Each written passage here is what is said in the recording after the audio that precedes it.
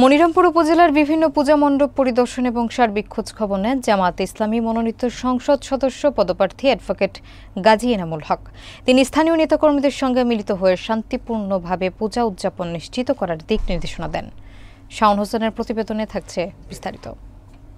যশোর মনিরামপুরে শারদীয় দুর্গাপূজা উপলক্ষে জামায়াতে ইসলামী মনোনীত সংসদ সদস্য পদপ্রার্থী অ্যাডভোকেট গাজী এনামুল হক উপজেলার বিভিন্ন পূজা মণ্ডপ পরিদর্শন করেন।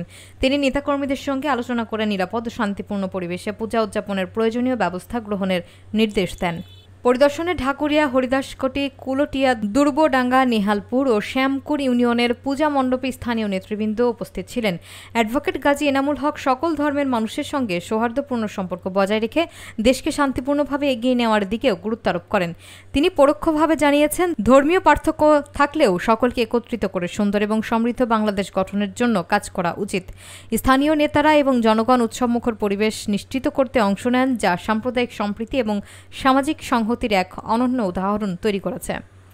আমরা বিভিন্ন জায়গায় বিভিন্ন দেশে আমরা খবর পাই সাম্প্রদায়িক দাঙ্গা হাঙ্গামা হয়, কিন্তু আমাদের দেশে কিন্তু এটা হয় নাই।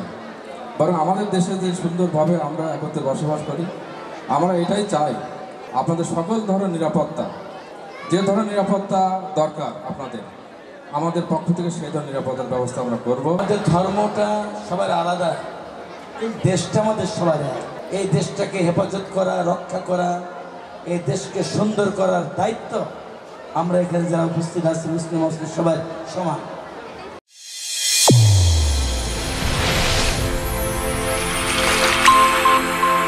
চ্যানেল A1 হৃদয়ের স্পন্দন।